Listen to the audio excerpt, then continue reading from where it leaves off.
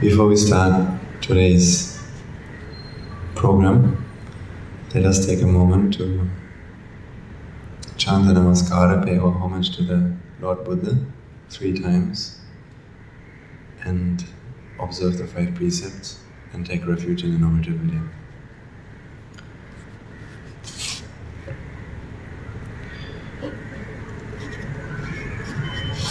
Namo tassa bhagavato arahato samma sambuddhassa. Namo tassa bhagavato arahato samma sambuddhassa. Namo tassa bhagavato arahato samma sambuddhassa. Okay. Terasane.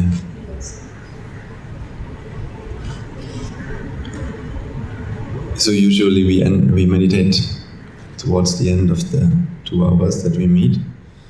In the first part we talk about the Dhamma or life, whatever, or a mixture of both. And last week, can't remember 100% what we have done, but we have discussed more about the basics of the Dhamma. And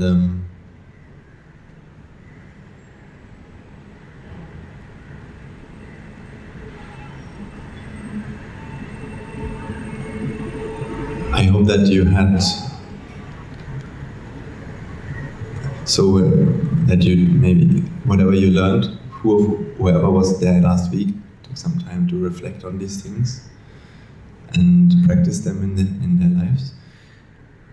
The Dhamma can be various. Sometimes we'll talk about simple things, sometimes we'll talk about deep things. It can be, it will depend on the people who are here, it will depend on my practice and many causes, which will determine that. So, given the fact that sometimes people come and some others don't come, and that we have already run these sermons, what I can't really do, I apologize for that, is somehow taking everyone from where he is and just explaining step by step, which means when I came to this path of Dhamma like a few years ago, there were things I started to understand, and then I practiced, and then later understand other things, and so it happened. So I can see a progress, I can see a line that happened for me, but it's not like I can always, I have explained topics in the past, so sometimes I won't be able to explain them again today, and sometimes some people will be there who will basically lack these kind of topics, who will still have to understand these things. So on the one hand, of course, whatever the sermons we have done in the past are also things that you can watch them online, for example. So the chances there to do such things. On the other hand, see, every sermon is always supposed to, at the end of the day, most of the times what I'm trying to do is give you a clear idea of the Dhamma. Dhamma means the 4 Noble Truths. So explain you everything that you need to know. And it doesn't matter whether we go into and we look at it more detailed or more rough. At the end of the day, it's always the same. So you can look at the Dhamma from various points of views. So the way I understand and the way I practice today is not the way I practiced a few years ago. But it doesn't mean that I'm doing something different than before. So whatever you understand, whether you understand what I'm explaining today, or whether you understand something that sounds sometimes completely different, it doesn't matter. It's always the same points.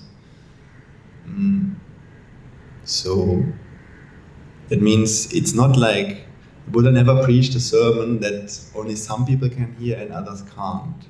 Because it's always meant to be relevant to all of us, and we don't have to come here with some prior knowledge. Usually that's what happens, for example, when you go to school, right? When you go to school, you are in grade 9, and if you have skipped grade 8, you can't go there because you're missing the knowledge. But here we are not coming here to learn knowledge, to acquire knowledge. Here we just come to understand one principle and how it applies to our lives, and then that's it. We can dress it up in various ways, and we can look at it more detailed or more from the surface. It doesn't matter, it's always the same principle.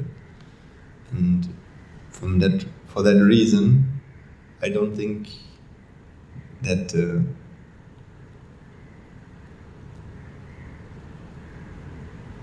even people who have a lot of experience in the Dhamma, as well as the ones who don't have any experience in the Dhamma, still things can be arranged together. That's how it ideally should happen. So, in that sense. Now, yesterday I will start with some thoughts I had. So yesterday I was thinking about this following thing. See, what makes a person rich? Is it the amount of money he has, or the amount of property he has? Is it the amount of experience he has gathered in his life? If you were see in the world, in our normal society, we always, like simply spoken, we believe rich means happy and poor means unhappy, right? So the more I have, the more happy I am. So now if I ask you, this is not a very difficult question, these are very simple topics but very good to start with, right? So see, when you think about does richness and happiness go together? Certainly at the beginning. So if you're very, very poor and you don't have anything, certainly having something will always make you more happy, isn't it? So if you are hungry and you get something to eat, definitely that should be a big win. And if you don't have anything to wear and you get some clothes and you're cold, for example, now if you get something to wear, that's also great, because now you're no longer cold. So that's why I think in my life, when I read some studies from scientists, they always said at the beginning there's a certain level. Until that level, the more you have, the more happy you are. But then after that level, it no longer works like that. So when we cross a certain amount of having things, it's no longer the case that the more we have, the happier we are. Isn't it? Maybe you know it from experience. So that means, so I'm asking this question, what does it mean to be rich? Because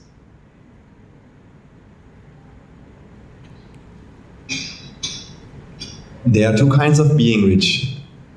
There's one which is being rich in the external sense, in the conventional sense, in the material sense, and there's one which means being rich in the, let's say, emotional sense, in the spiritual sense.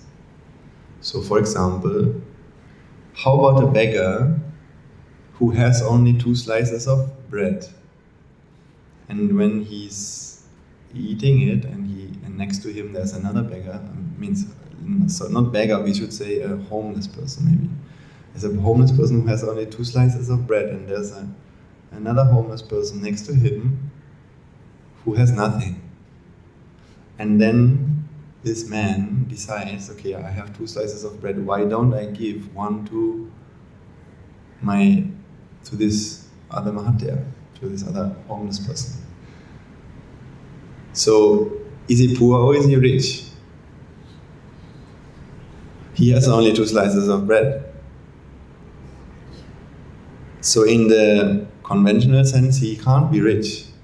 He is very poor because he has only 2 slices of bread. See, some people, they have millions of dollars, of rupees, and they have so many houses.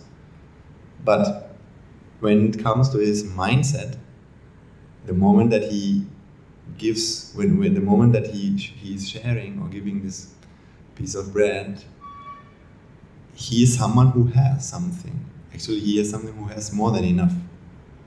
In his mind, that's that's the mindset he has at that time, right? So maybe you can consider him poor in the external sense, but in the mental sense, he's a rich man. So this is what we call the rich man's mindset, right? The rich man's mindset is the mindset of someone who has more than enough to give. Then what is the poor man's mindset? So I'm not talking about poor or rich people, as you hopefully can now understand. What is a poor man's mindset? A poor man's mindset would be something like this. See, I don't have anything, or I don't have enough. There's nothing I can do for others. First I should find something for myself, and then I can do something for others, isn't it? So it's about this mentality of asking, what about me? What about me? Then after, I'll think about others like this. So I don't have, so I'm not smart enough, so therefore I can't help others, explain others, teach others. I don't have enough to give. I mean, giving doesn't have to be, of course, material things, right? It doesn't have to be money. Some people feel they don't have time to spend for others, so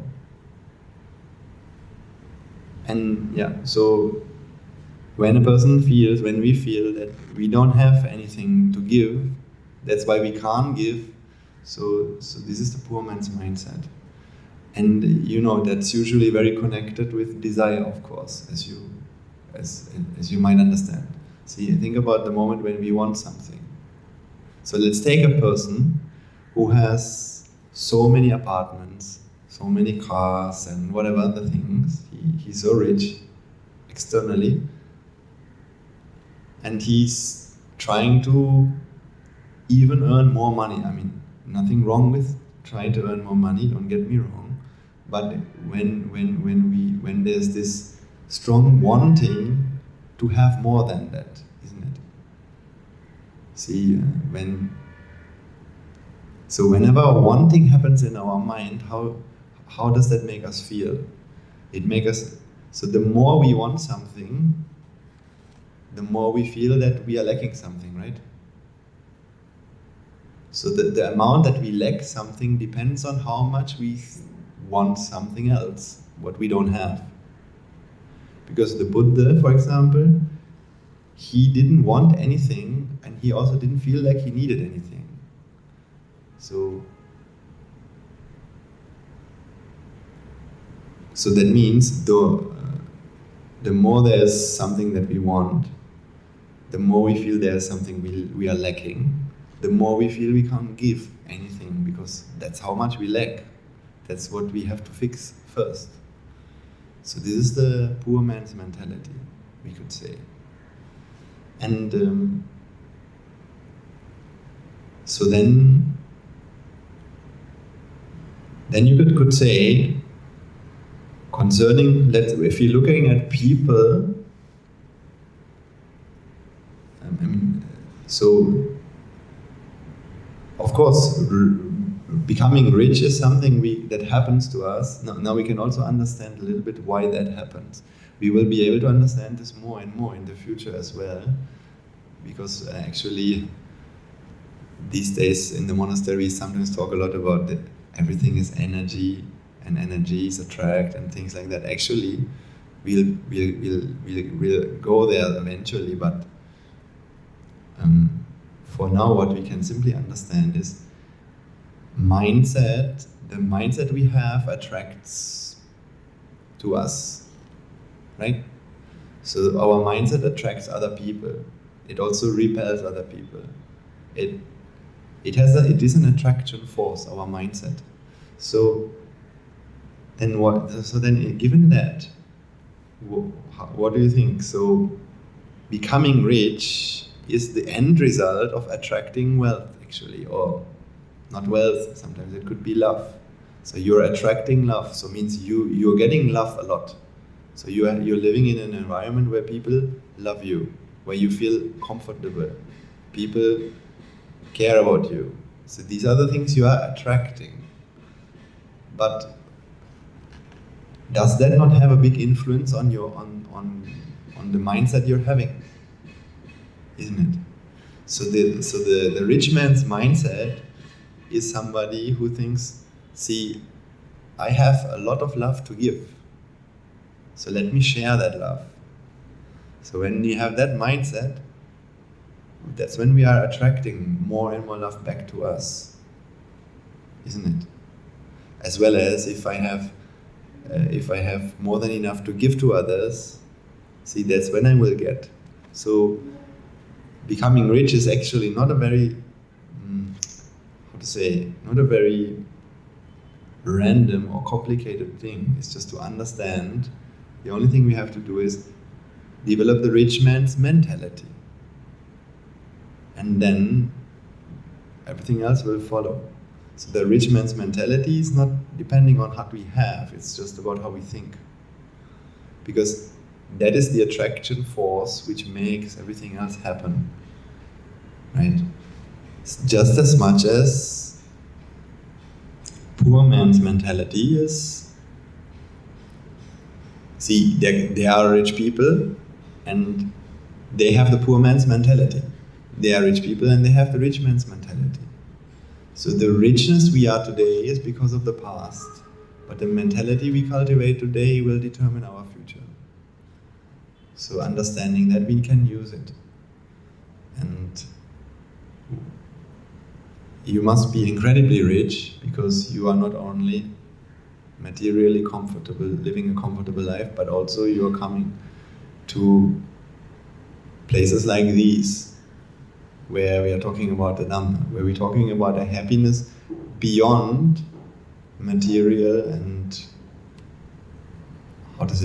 sensual pleasures, which is usually the things that most people go after, right? So this was one of the thought I had yesterday. There are these two mindsets, rich man's mindset, poor man's mindset. So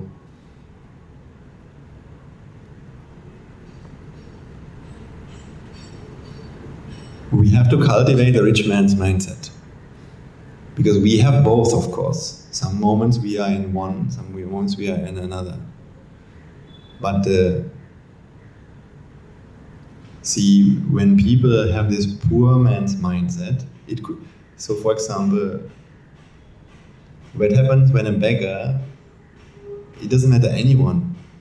See, there's a person, and he is in a relationship, let's say, and suddenly, for some reason or another, he hasn't done anything wrong. His partner leaves him, goes away, and maybe cheats on him. And suddenly the relationship breaks down, and maybe he loses his apartment. So now he's on the street, or maybe he's homeless. So many, many unfortunate things happen. That's really unfortunate, and yeah, of course, everybody feels sorry for that person, right? Wouldn't you feel sorry for that man or for that woman? Of course. But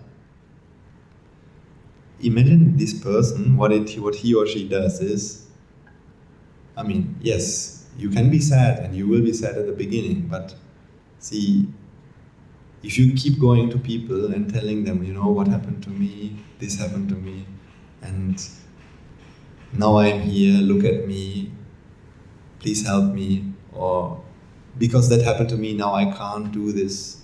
First I have to get over this, or we even, sometimes people go and try to seek revenge. They can't finish the past and let it be. They have to seek revenge and try to harm others so that they can feel at peace. So these are various ways people try to do something, but this is all based on the poor man's mentality, isn't it? I have seen this in a documentary recently. I mean, there are people who can never finish with their past and what happened to them. And of course you can go around and tell everyone how bad people have treated you and how bad this or this person is and the society and how unlucky you have been. I mean, not saying you, just generally, right? But do you think, but will anything ever change for you? So you can tell someone, look what happened to me, my partner left me, I lost my apartment, and everything is so bad. And then when we do that, or when people do that, then of course everyone who has a heart will say, I'm very sorry for you. I feel for you. I would also say that. Even the Buddha would say the same at that moment. But then, see, nothing has changed.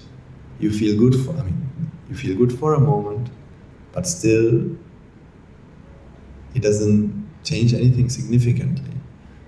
The only moment things change is when you just move on with that. When people move on and when they say, okay, it happened, but now it doesn't determine my life, I can still do things. How about I just use my time that I have and do something useful? Useful means not just working, like, see, in society everyone is really useful, right? Everyone works. That is good, but that's not necessarily cultivating the rich man's mentality. Rich man's mentality is not just going to work and doing something. The why must be correct. The why you're doing that must be correct. You must combine the work that you're doing with some way of being able to give. So you don't have to change your work. You just have to think differently about the work you're doing, isn't it? And why you do that.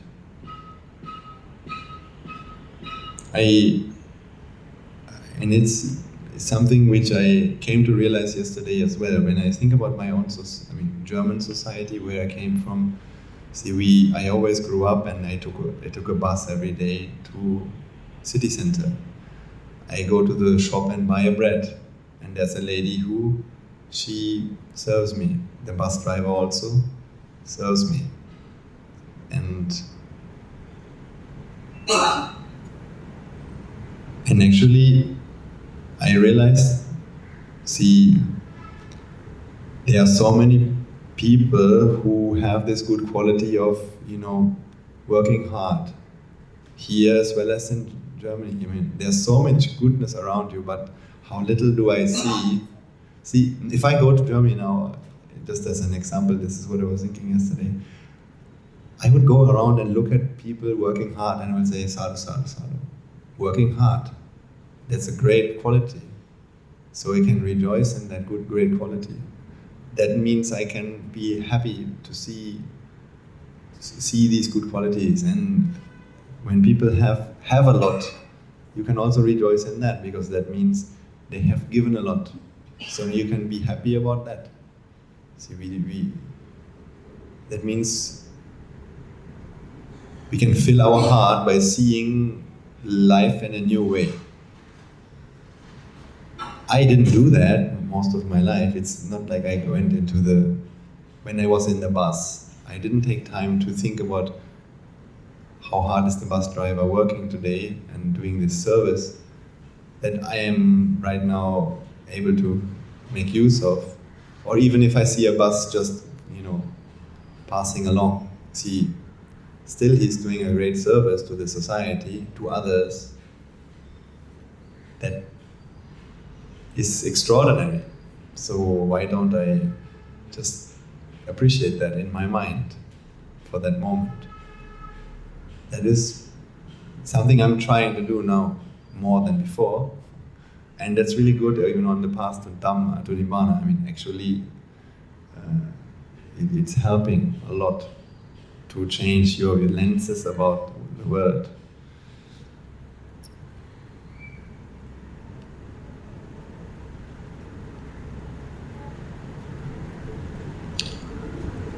So that means that way you can acquire a lot of merit, and when you're going to work as well, you can also practice these kind of things. Well, the work has to be done anyways, but see, I think if I would be a bus driver, and if I would start, before listening to the Dhamma, and I'm a bus driver and I'm not listening to the Dhamma. So then usually I would be like this. Okay, I have my family, and I have my dreams and the things I like to do. I'm stereotyping, so I might be unfair to individuals. That's not my intention at all. I'm just saying, could be something like this. At the end of the day, we are all the same. So I was like this, definitely. I have the things I like to do.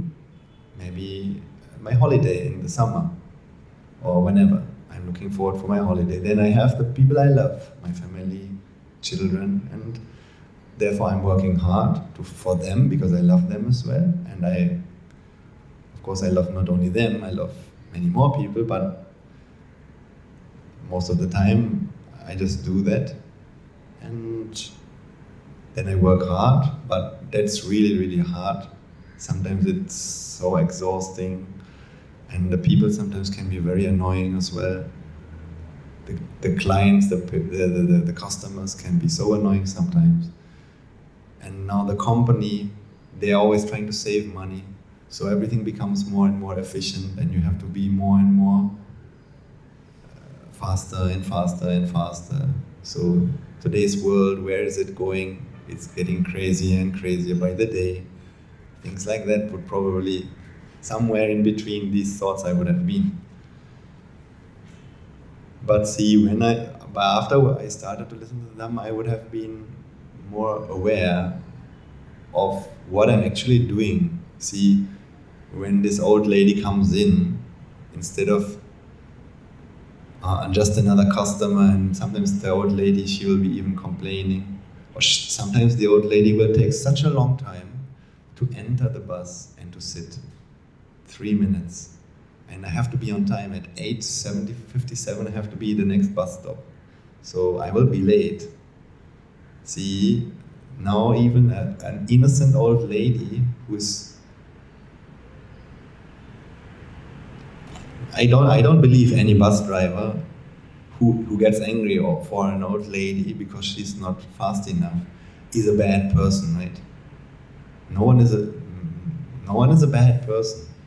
But it's just unfortunate now we are caught up in this web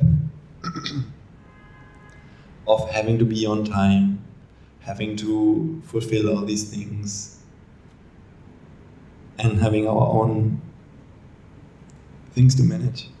So we are caught up, and then it so happens that even an old lady, we get upset about her. We are angry on her.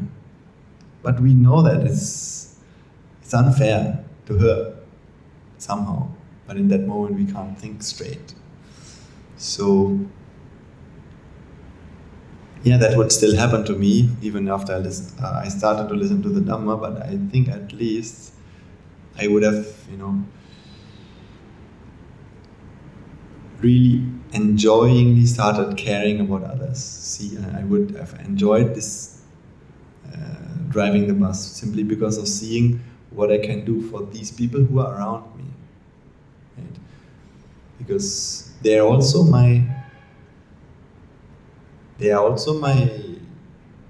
people. We can say it in another way. They were also once my children. They were also my mothers and fathers before. In a way, that's another way to look at it, right? So they are also my family. So if I expand what I consider my family, I can make everyone my family in a certain way. It doesn't mean that I'm not coming home and I'm going home to somewhere else. No, not like that. So of course you go home to your house and you go home and you feed your children and everything. But in your mind, who belongs to your family in your mind? That is always something you can decide that. See, when you are when you're in the bus and you're driving it, just because you want to earn money for you to go on holiday, you're missing the point. Even when it's all about me and my family, just let's imagine, see, that's good, there's nothing wrong with that, but whenever this mentality happens where these are my kin's people and these are not my, basically, see, then being in the bus and having to drive these strangers around is not something we can really, really enjoy. Actually, in this moment, we would like to be somewhere else, right? So don't you think most people in this world, when they go to work, most of the time at work, either they want to be at work and not at home, or they want to be at home and not at work? Which one? Some people are one, some people are the other. And after a fight, it swaps. And when everything is good at home, it changes, right? So that means they can't enjoy work, right? Because when they're at work, their mind is at home. Their mind already wants to be back at home. So can they enjoy their work? Can they serve the people at work wholeheartedly? Can't. And when they're home, and then of course then there are those who want to be at work. And they don't want to be at home. See, seems like they would, so normally we would think a person who wants to be at work and who is at work, he must be serving the people around him happily. But of course, whenever there's something that we want and we get it, there's also a problem with that. I mean, I can give you this the other analogy. Imagine a mother who can see her child, who can see her son or daughter only 3 weeks a year. Okay, so imagine you are that person, or imagine someone like that. You can only see your son for 3 weeks a year. So most of the time, let's say he's living in another country, and you are not there, but you have to be somewhere else. So then your mind wants to be there, but it's not. So can you enjoy that? Can we enjoy that? Can't enjoy that. So we are looking forward to be able to see our son. Now when that happens, of course we are so happy. Now finally we can spend time with our son. But the question is now, let's first think about our own feelings, or the feelings of someone in the situation. See, you have 3 weeks with your son, and you like to be there, you don't like to go back. How do you feel? You don't want to go back to where, you don't want to say goodbye to him, you don't want to go back to your house. You want to stay, but you can't, because 3 weeks is what it is, right? This is the flight, and you have to work as well, and other duties are there. So isn't there some sort of fear, some sort of sadness, some sort of, okay, I don't want this day to come to me in the future? Isn't there? It is there. So that means now we try to be with the sun so that we can be happy, isn't it? So that is also an element of doing something for the other person, actually for us. For the other, but for us. The people that we love, we do for them so that they stay with us, or that partly the reason why we do for the people we like is because that helps us to get rid of to fulfill our own mind, or fulfill our own expectations. So that happens with us because of the way we think. So a few weeks ago, I touched on this point already, and I think we can go along on this point today as well. See, we divide the world, don't we, in our minds. See, when you go out in the morning, so I remember when I was a child, see, and the world really supports this kind of, I should say, craziness a lot. When I was a child, one of the favorite things as children that we did was we gifted each other what we call friend books. Friend books, I don't know whether such a thing exists in Sri Lanka. It's basically just a book with empty pages, name, age, what the things so that means there's a book which you can show to your friends, and they can fill it, like my name is this, and they can put a picture as well, and this is what I like, and things about them. So when they sign that, see, then for you it means that they have accepted to be your friend. And also, it is a way to categorize, to basically write down all the friends you have, isn't it? Normally we always think in terms of this way, these are my friends. So if I ask you, who are your friends? You have an answer, right? Your mind has decided that there are some people you consider your friends. Then there are some others you don't consider your friends as well, right? Naturally. So these two categories exist in your mind. And friends and strangers are totally not the same, isn't it? In terms of the happiness that you expect from them, or the happiness you feel that they give you, it's not the same. That's why, see, the moment we decided, these are my friends, and then we have also decided for some people to not be our friends. And also what happens, so these friend books makes it really, really happen, right? The separation tendency our mind has, it supports that. Because now we can write down, these are my friends. So if these are my friends, so now we wake up in the morning. We wake up in the morning with having separated the world in these two categories. Now, let's say you have a free day. You don't have to go to work or nothing like that. You're just at home and you can spend the day completely the way you want. Right? So maybe it's a weekend.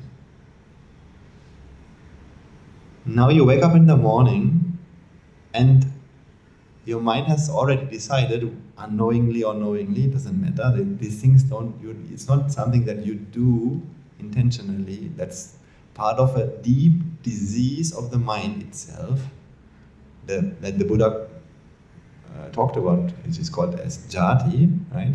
So because of this disease, this separation happens.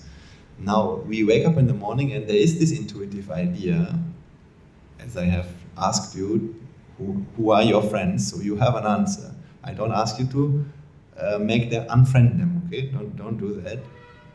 We are not here to change anything, just to understand. So don't unfriend them. I'm not saying remove them from that list and put them in another list, because that is not what we want to do. But see, now we have these two kind of people. And I'll try to write it down so you can understand this logic a little bit better. It's not complicated, but let's go forward.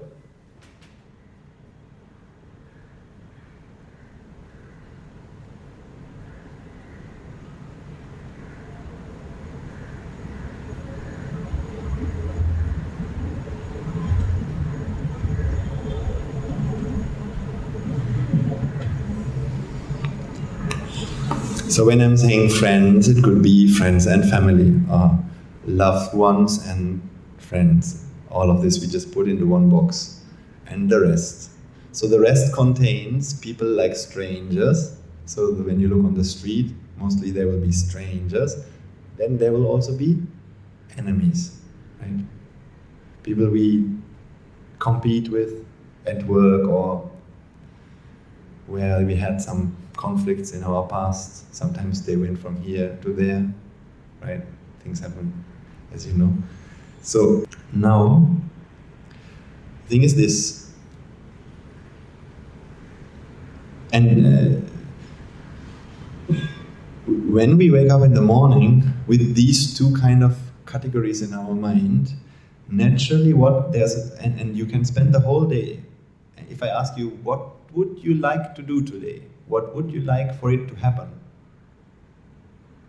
So there will be very immediately a lot of ideas will come to your mind. For example, how about spending time with my strangers? No. Immediately you will have these expectations will come. A great day would be spending some time with my friends today. So this is like what should happen today, isn't it? So now you think, okay, let me take my car and let me drive to see my friends. But it will take me 30 minutes. So now you're driving with your car. But let's say let's take this example to make it more clear. Let's say the person you love the most, and you haven't seen her 2 weeks. For 2 weeks, you haven't seen her. Is this a person you like a lot? And you wake up in the morning, and now you want to go to your car and drive to see her. Is it clear? Okay, now you're so excited. Oh, I want to see her or him. So on your way to the car, what happens is there's a man who wants to, excuse me, can I talk to you for a moment? I have a question. He just has a question because he doesn't know the way. He doesn't know where to go, whether to turn left or to turn right. So he just wants to know from you, can you help me to find out whether I should go left and right? I need to go to, let's say, Kotta. So you come, and now he comes and talks to you. Can you enjoy talking to this man? Even if it's a minute? No, why? Because when we see him, one thing that our mind immediately does is we put him into this box. He is a stranger. So what I expect from a stranger is not to bother me too much. Looking at me and walking past is okay, but nothing beyond that. And we are looking to meet our friends, isn't it? So with that expectation in mind, with the expectation to be with friends, you can't enjoy strangers. You can't enjoy most people in the world. The moment we separate the world into friends, and basically the moment you draw one line, you will have already two areas, right? This is one big mass, and now you separate one, you draw one line.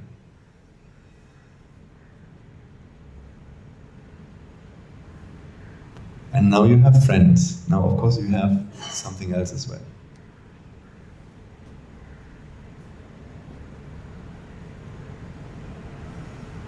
Not friends, which means now our mind thinks in terms of, these are my friends, these are not my friends.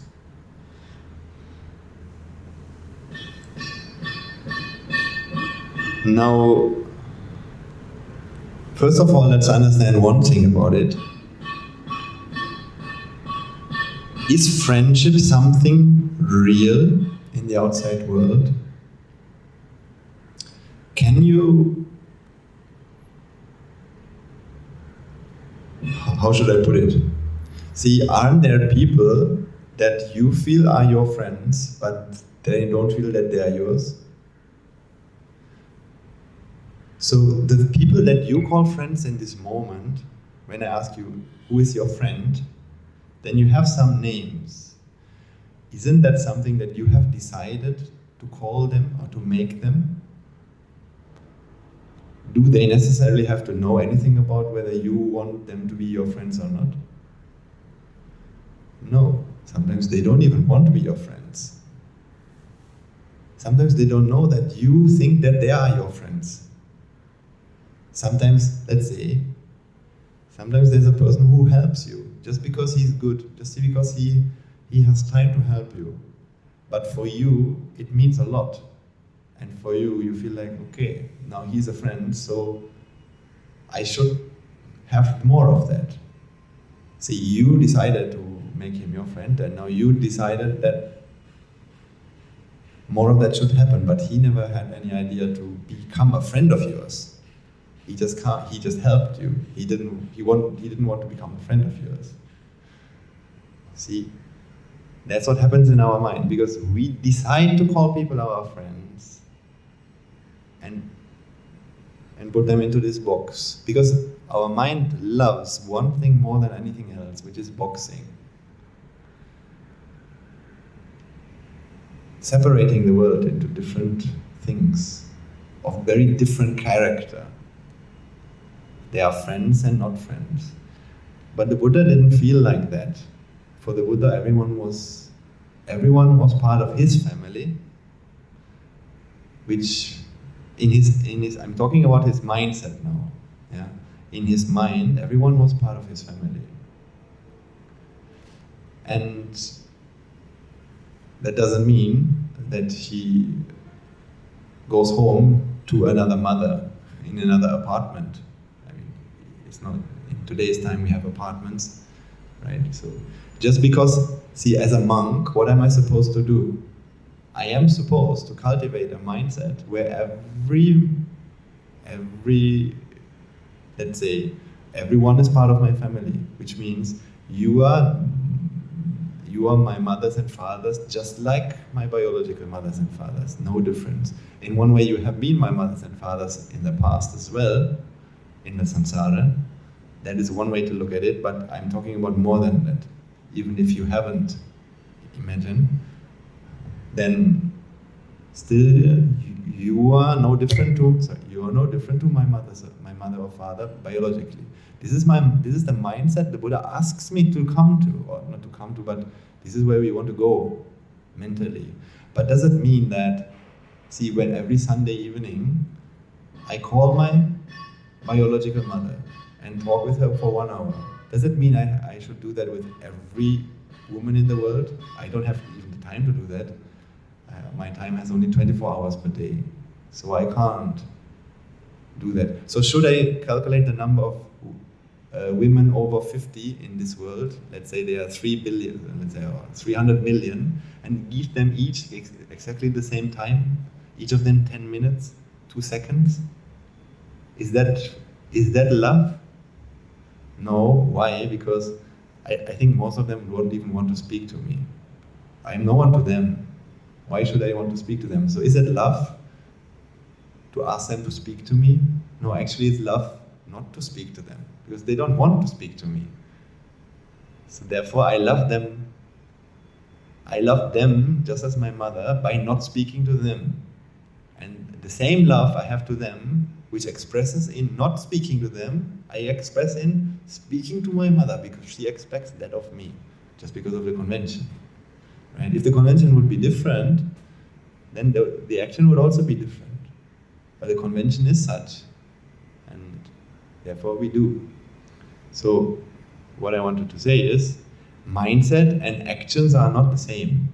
So we have to clearly understand that. That's why in terms of my action, since I'm in the monastery, since I have practiced the Dhamma, I don't think much has changed in terms of how much I talk with my mother and father, and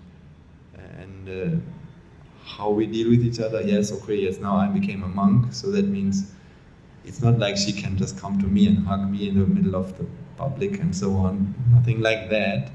That would not be appropriate. But if I wouldn't be a monk, but still practicing the Dhamma, as for example for you, now different has to be there. It's just the mindset which has transformed. Actually, I can say I became a much better son than I was before. Before that, I didn't used to help my father when he came home from work. But after the Dhamma, I started to cook tea for him, ginger tea, or whatever I could do in the house. I always did that. But before that, I didn't like to do that because I wanted to play something else or do something else. Now, okay. So now we have understood this. So let's go a bit deeper. Why does this happen in our mind? Now we're coming to very interesting things. We really feel that out there in this world, there are people called friends and strangers. What do I mean with this? Don't you feel that there are some people who, when you associate them, they can give you love, friendship, affection? They are giving you that. So it's like this, basically.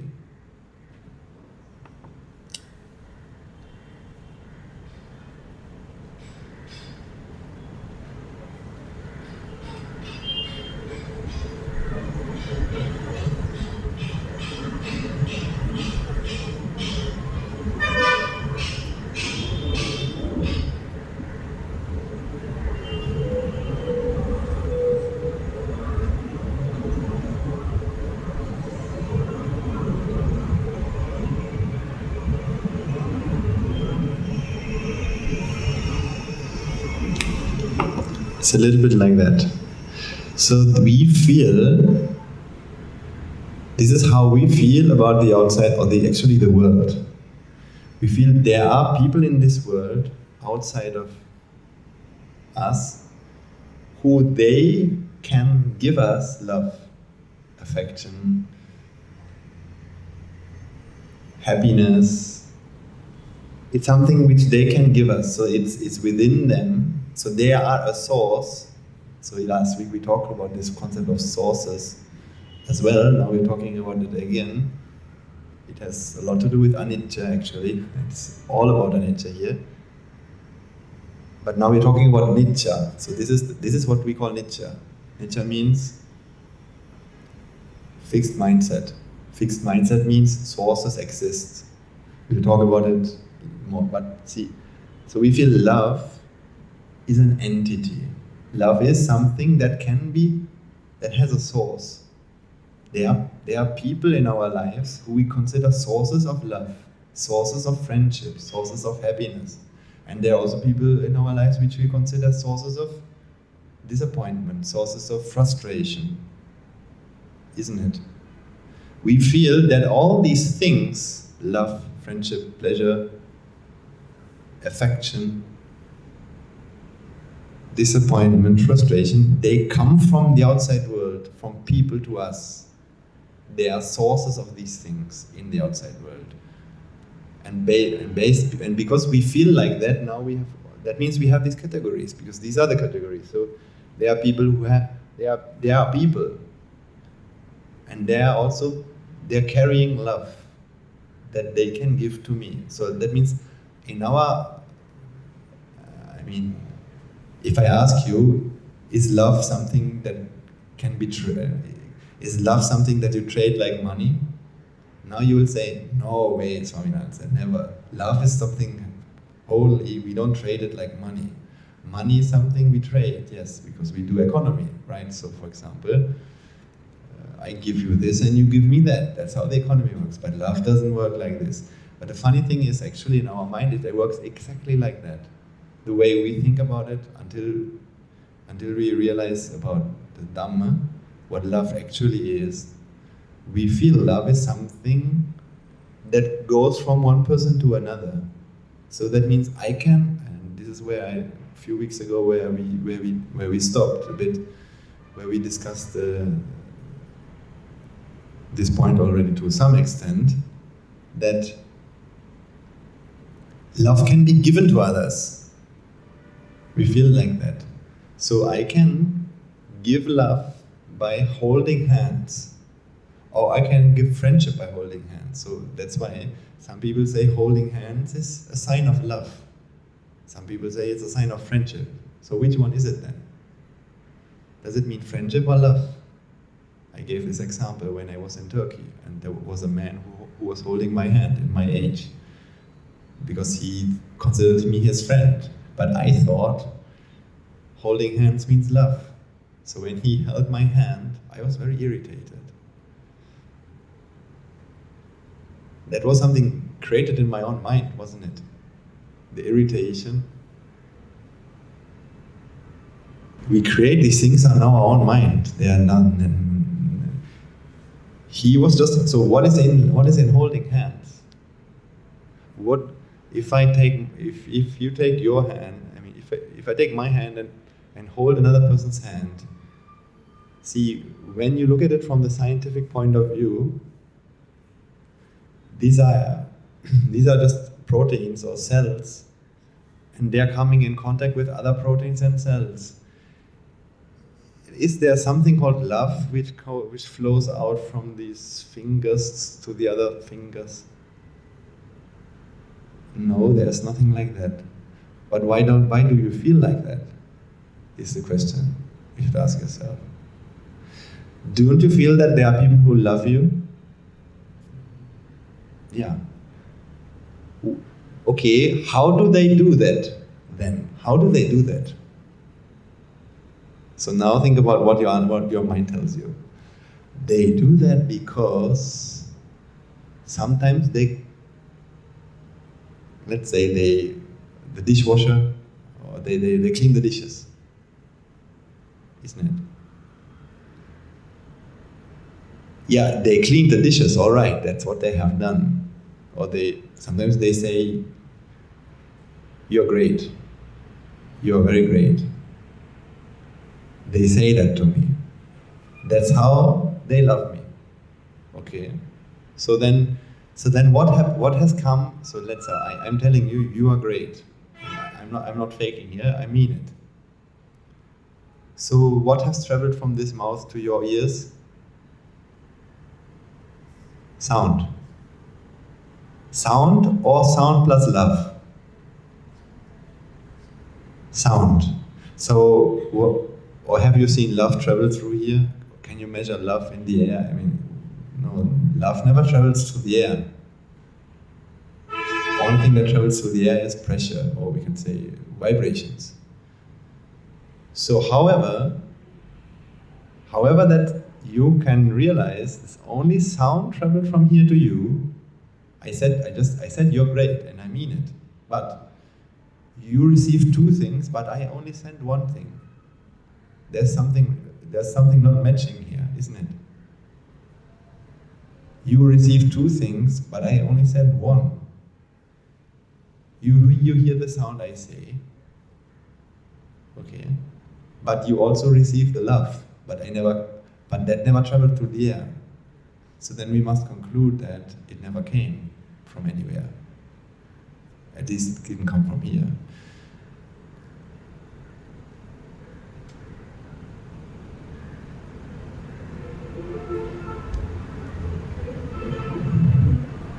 See, looking at it from another point of view,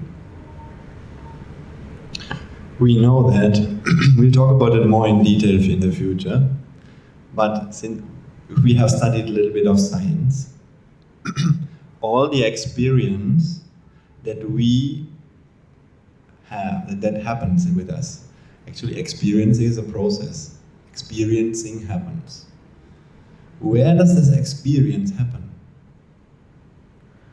Well, we know from science that the sound that you're hearing right now, the whatever that you are seeing right now, everything must happen somewhere after the brain. Right? So it may happen in the brain or maybe somewhere else, but what we know is that when you're listening to my sound, actually, the only thing that really, this vibration which travels through the air gets converted to an electrical signal. At the point where these vibrations hit your ear, this mechanical vibration gets translated into an electrical signal. And an electrical signal travels from your ear to your brain. So the moment that we enter your head,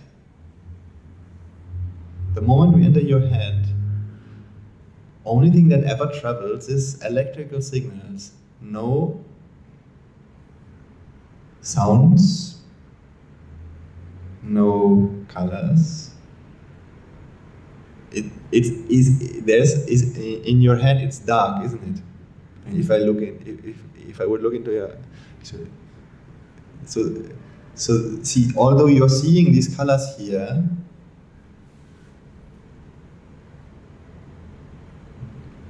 in your head, these colors, there's no colors moving in your head. It's just electrical signals. So what I want to say is that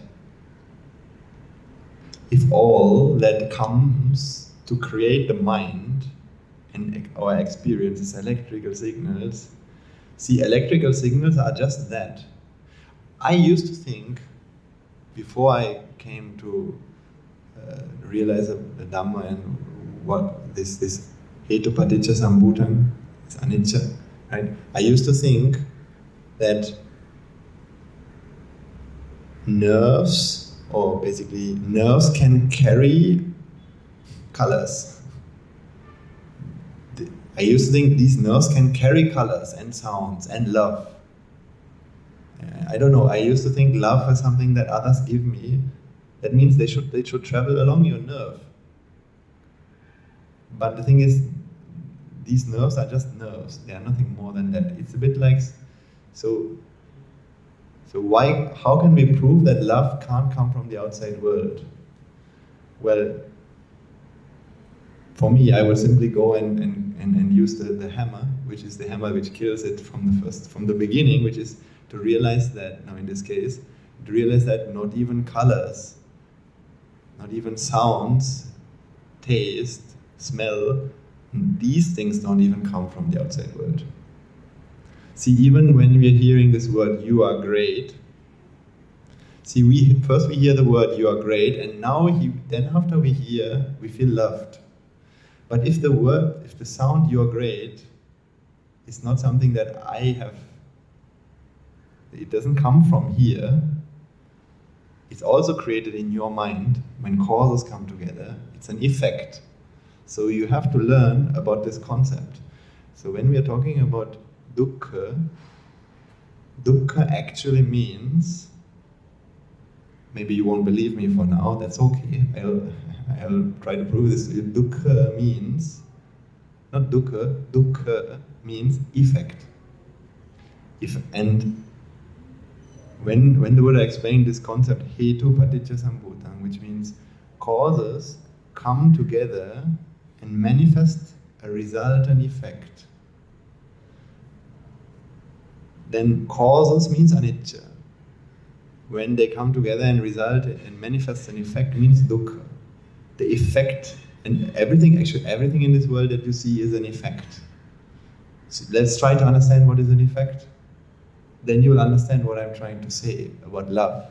Because love is also dukkha, right? If you ask the Buddha, he would say love is dukkha. Which means two things mostly, and one thing not. What it doesn't mean is love is suffering, the way people think. So that also doesn't mean love is happiness. Don't get it wrong. What he meant, when he said love is dukkha, what it means is, first, love is an effect, and an effect is something that happens only as long as the causes are provided. Just like a fire. A fire is something conditional. Don't you think so? Condition means, and condition, actually, that's also a good way to translate anicca. Anicca means conditioned. It doesn't mean impermanent, it means conditioned. Conditioned means only as long as the causes are present, the effect will manifest. So a fire, can you create a fire? So okay, let's talk about the fire to understand what is anicca, dukkha, and anatta. Okay, I'll explain you that what a fire is. Do you are you doing fire at home sometimes? Maybe either when you cook. That's when you cook, or when you actually in Sri Lanka we use it mostly for cooking, not for heating. Okay, for cooking. So for cooking means, are you familiar with these gas stoves? Okay, I use that example. So when you're turning I don't know, but the stoves we have is usually you press it and it sends a spark, and then you turn it and it releases the gas. So what flows through these nozzles, through these valves? Gas. A flame never came from the nozzle. The spark is there. Yeah, so the spark is also important, but spark is not a flame. Spark is just a spark. So we have spark, which we can call as it's kind of temperature. So it's a temperature. We have gas, and of course another cause is oxygen. See, the flame, when it is there, where did the flame come from? Because we never added the flame. We added gas, spark, and oxygen. Where did the flame come from? Is it stored in your... Is the flame in the gas, in the yellow gas? It's yellow usually, right? I don't know, blue maybe, it doesn't matter. In the gas, is the flame in the gas? No, gas is in the gas. You can't find a flame in there. Then the flame was not in the gas. The flame was not in the spark. Spark is also just a spark. Can the spark make the flame? No, not without oxygen, not without gas. So a spark doesn't bring the flame. And oxygen also doesn't bring the flame. It's just oxygen. So we put three things together, but it seems like something completely different. Where did the flame come from? See, now we realize flame doesn't come from anywhere, because flame is actually nothing more than the three causes that we put in, the resulting effect of these, right? So the resulting effect of the causes we call flame. So flame is actually, so we can't say it's something separate from the causes, something different, something additional. So what do I mean with that? If the flame is not any of the other three things, then that means, first of all, it would mean we don't see, without oxygen, can you have a flame? No. So then it can't be something separate, right? Because for a flame to manifest, you need the causes. Without the causes, you can't have the effect. but the effect is not something additional or separate from these causes. So, and also, you can never create an effect. This is something you also need to understand. There's not a thing called created things. What do I mean with that? See, when you put the causes together, and if you can create a flame, now you can also, it's like you turn on the gas and put the spark. Now the flame is there, so then you might as well just turn on the gas, right? Because the flame is now created. So let me take the gas and turn it off. But why do we, but in order to have a flame, constantly we need to supply causes, isn't it? Constantly new causes have to be aligned to create this effect of flame. So it's actually a process. So you can't have an effect without causes. In order to have an effect, you need to constantly supply the causes for that. Because the moment you don't supply at least even just one of these causes, see, you can have a lot of oxygen, you can have a lot of temperature, but if you're missing the gas, the moment the gas container runs empty, there's no causes for an effect to happen, so it won't happen. So why do we have to consume all this gas? It's because the flame is something that has to be maintained. Maintaining means you constantly you need to make sure causes come together, because it's never anything you can take for granted, right? Is a flame something you can take for granted? So for example, now that you created this flame, you can just go to sleep and go to holiday 3 weeks and come back and have your flame. No, you need to make sure that somebody keeps supplying the causes if you want the effect, isn't it? So anicca means flame is something conditioned. So that means when causes come together, the effect appears. So you can't talk about the source of the effect. Can you take about, is there such a thing called a storage for the flame? In your house, do you have a storage for flames? No, you have a storage for gas, not for flames. So then, asking the question, where did the flame come from? It's not in the gas, because it's not a fixed thing. It's not an entity which travels from one to another. It's something that it's a resulting effect when causes come together. It's the resulting effect of causes, that's what we call as dukkha. Dukkha means result and effect of causes. So yadaniccan tan dukkhang means when causes come together, the effect manifests. So the effect is not separate from the causes, but that doesn't mean that it's in the causes or something like that. So now let's think about it for love as well. So if love is dukkha, then that means obviously two things. First of all, love is conditioned. Now that is very, very makes sense, right? Love is very conditioned. So only when the causes are provided, the love will be there. So which means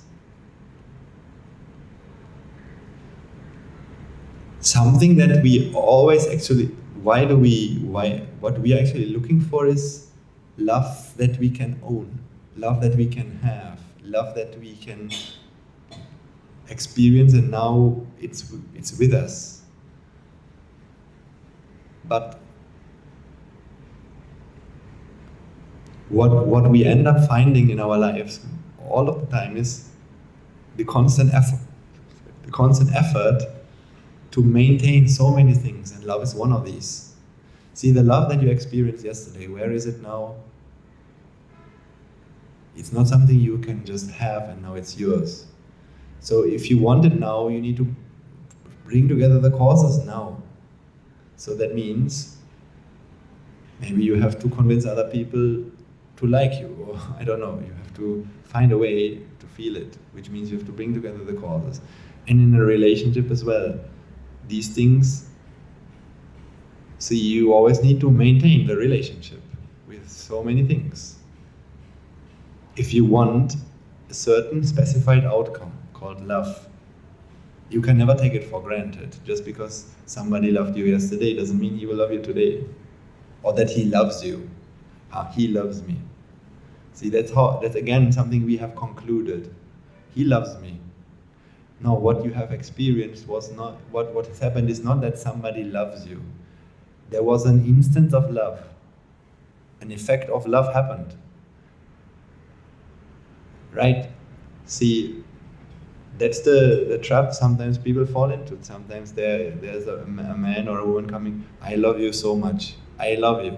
And then we take it as a fixed thing. So we take it as, so he loves me. So then I should spend my time with him. That means we don't see it as an incident which happened, because actually it was just an incident. Because there were some causes, some views. So for example, when people say I love you, then what happened is there's a mind which simply has some idea, okay, this is what is good, this is what is maybe beautiful, this is what I like. And then, this is what fits to that.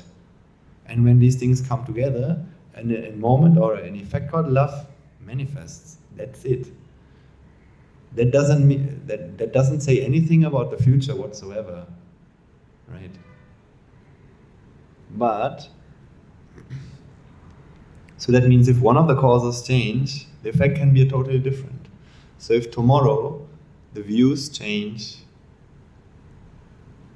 love is gone. That's what happens. But now we have based our life and our decision on thinking, he loves me. So that means now we take it for granted. See, we take things for granted all the time.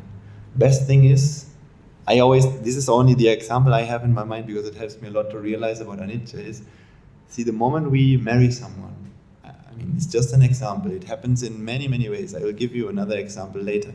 When we marry someone, let's say, I always imagine like this, okay, I married someone, and now the priest or the person who is making the ceremony has now declared man and woman. So that means now I'm married. That means now I am a married man. That's who I am. It's also fixed to in our feeling. So now I go to work as a married man. And what does the wife of a married man do? I mean, that's what we learn when we go through life. See, you should marry because then this and this you can do. What are the things that you can do? Let's think about this point. What are the things that people can do when they are married that they can't do before? Like things like going on holiday together. See, when you're married, you can go on holiday with your partner. So that means we feel that the moment we are married, that is something we can expect. That is something we can take for granted. Now I'm married, so next summer we're going on holiday. Yeah, but who's going to say that you're going to still be alive at least? Or your partner's still going to be alive? And just because you're married, does the partner will say, yes, I want to go on holiday? Maybe the partner will say, I don't want to go on holiday. And then we say, no, that's wrong. You're not allowed to feel like that, because see, that's what the package I bought. I thought I bought something where when I marry, I can get this. But what do you really get just by making a ceremony? What can you take for granted by a ceremony? That you can see each other tomorrow morning? That will happen when the causes come together. That you can go on holiday? That will happen when the causes come together. That she's going to cook for you when you come home? That will happen when the causes come together. She can't even decide that. She can't make that decision. See, if there's no food in the supermarket, then her best intentions can't make her create a meal out of nowhere. It can't happen. All these things are driven by cause and effect only, nothing else. So that means, but we don't feel like that. That's why we take things for granted. I mean, I imagine if somebody wouldn't explain me the Dhamma, I would, in the moment I marry someone, the first day I go to work, next day, I'm really looking forward to come home and, I don't know, to have a meal on my table. Actually, nowadays the role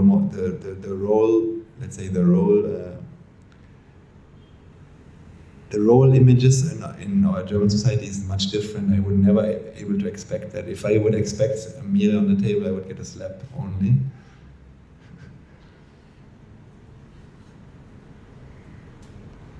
So, but it doesn't matter, because even though in the society today we have different images of what man or woman should do, they are still images, right? At least a woman should be a woman. See, when you marry, at least you expect her to be a woman, at least, right? But see, not even that was part of the package. Why? Because, for example, can't she or he decide to change her body? Or is that something impossible? Possible. When the causes come together, it can happen.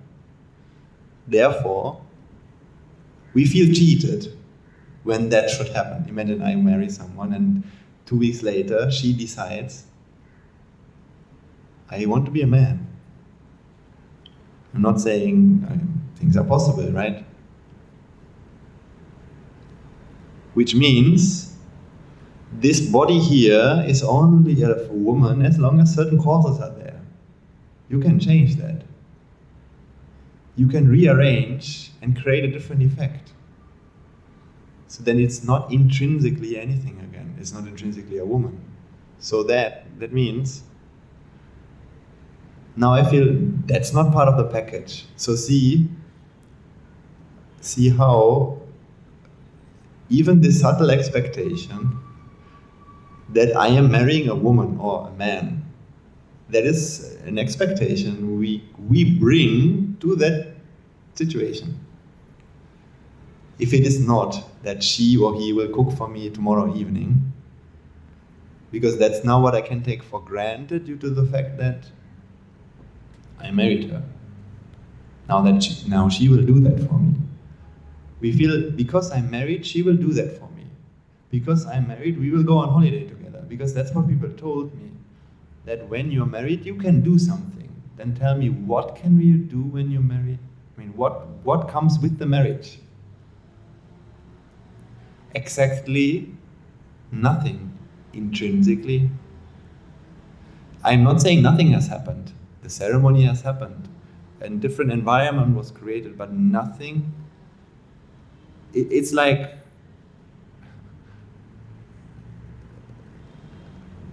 because it's only an effect, not something created. So for going on holiday to happen, the causes for that should come together. That's when it will happen.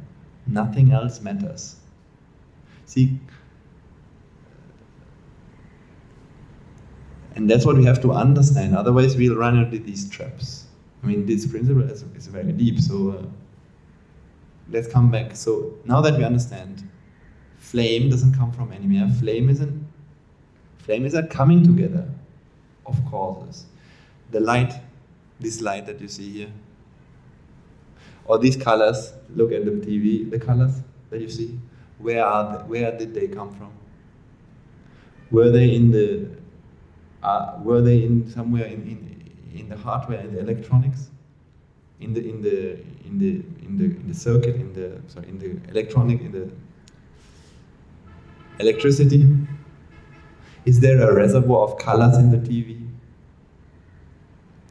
No, it's completely.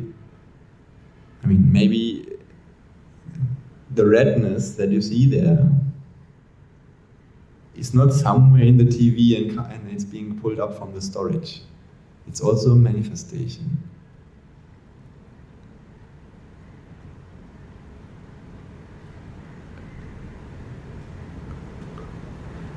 Even the sound that you hear from the speakers is also a manifestation. Many causes come together for this effect. So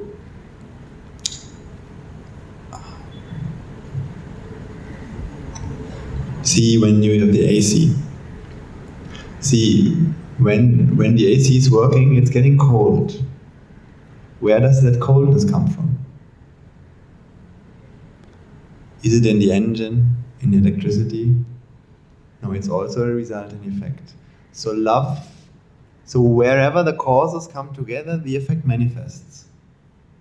Wherever the causes come together, the effect manifests. So if you put carbon and oxygen and fuel and temperature together there, then there the fire will manifest. If you then put them together here, then there the fire will manifest. Wherever the causes come together, the effect will manifest. So in other words, if love is something you feel, then that is where the causes came together. And that's what we can say. So love is a feeling in our mind, so therefore it arose in our mind. It never came from anywhere. We can prove this in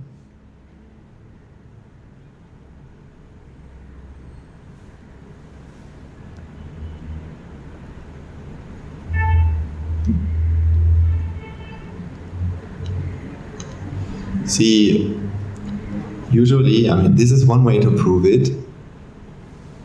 So we feel love is there in this person. So, for example, when somebody says these words, "You are great," or "I love you," see, we fall for this. When somebody says, "I love you," we feel more than what comes from the outside world. We feel happy, and we feel love comes with these words.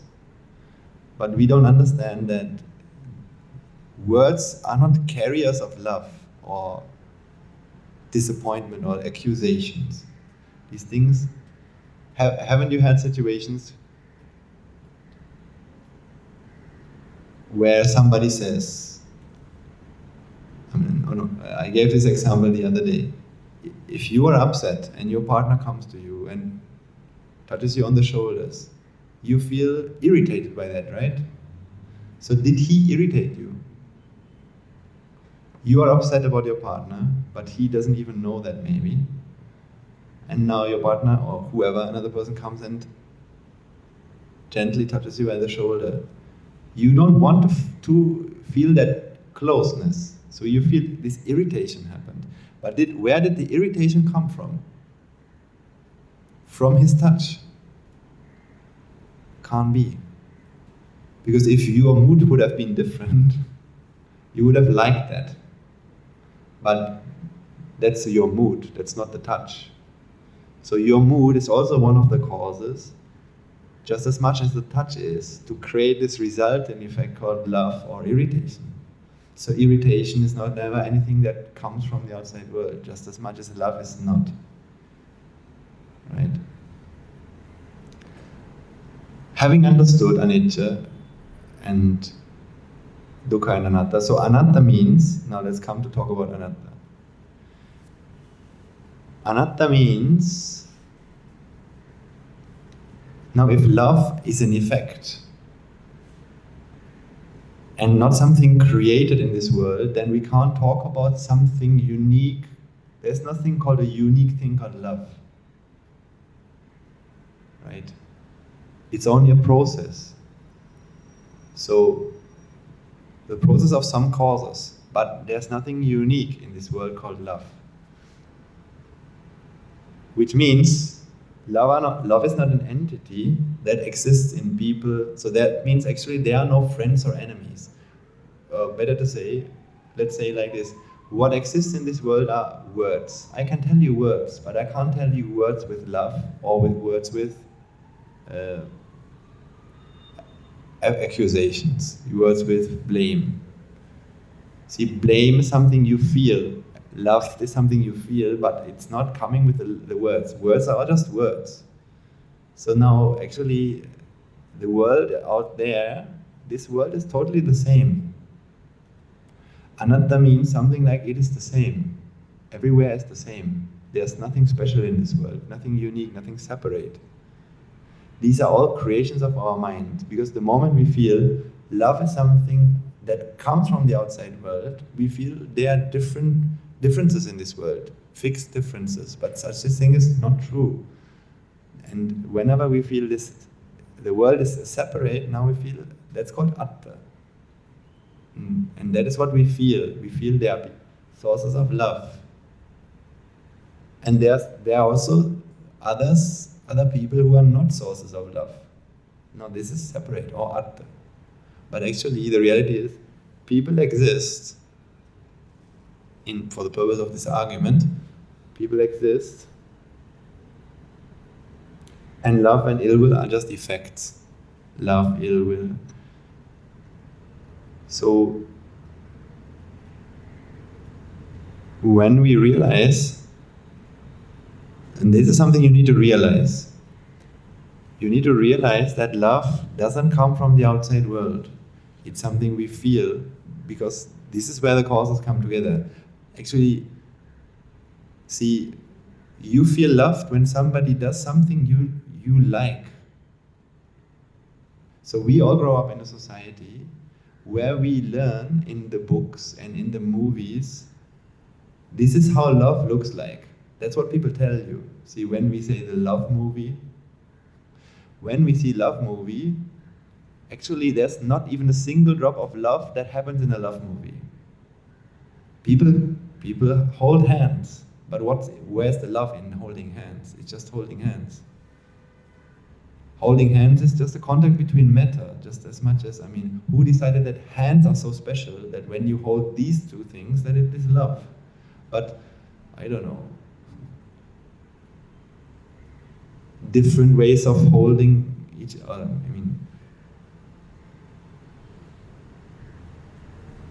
These are just conventions. So,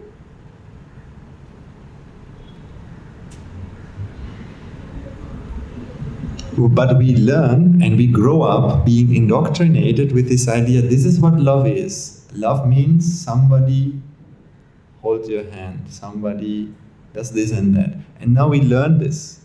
So when we pick up this view, because for example, let's say, for example, I know that in Italy, when you greet each other, you kiss each other on the cheek in a certain way. But in Germany, you don't do that. So let's say there's an Italian man who grew up in Italy, and he thinks that it is very normal, but it doesn't mean love at all, to kiss a woman on the cheek.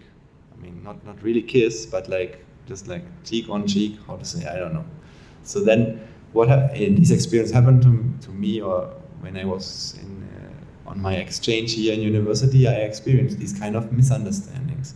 See, a German lady or woman, when there's an Italian man who doesn't have any love feelings whatsoever, but out of custom, he might just do what he thinks should be done in this moment, but she feels loved. Oh, that must mean something.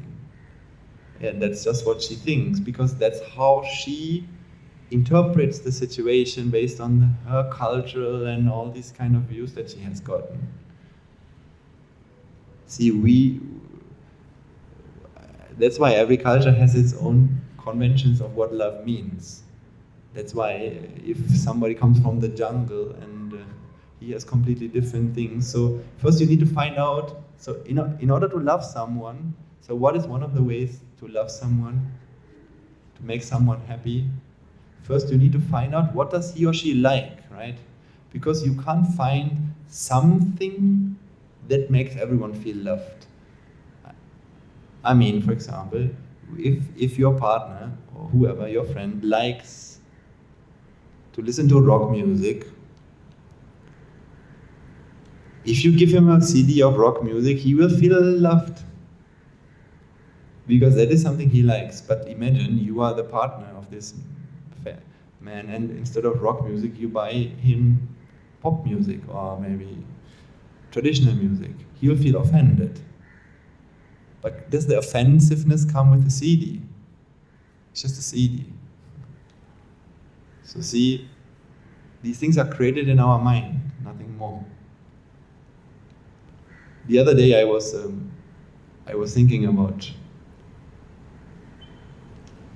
see, when people go to in our hometown, we had an electronics store. So in this electronics supermarket, you can buy washing machines, dishwashers, vacuum cleaners, computers, laptops, printers, basically everything electronic you can buy there.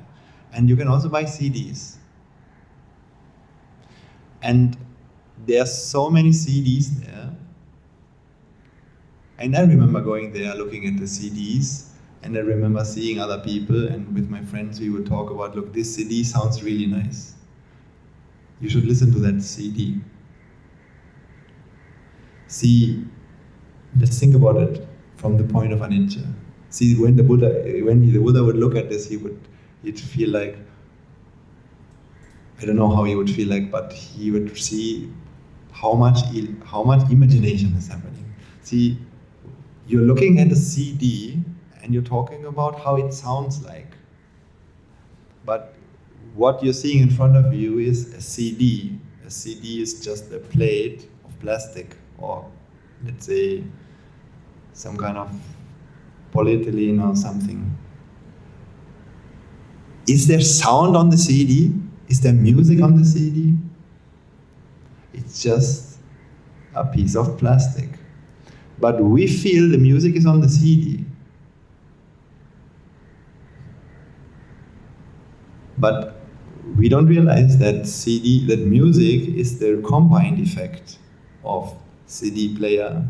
So, see, when you take the same CD and you put it into a CD player, and if there's electricity, you will hear some music. But if you... it's so hard to explain. But it's... See, without CD player, what can you do with the CD but without a CD player?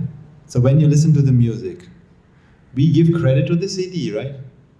But we don't give credit to the CD player. Poor CD player.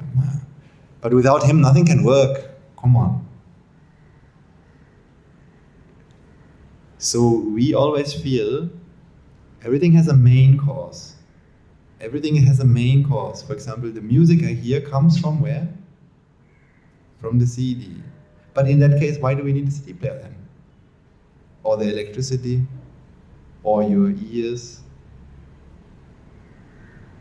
See, because we don't realize this effect. We feel there is a reservoir for music. Music is a thing to our mind. It's in the CD.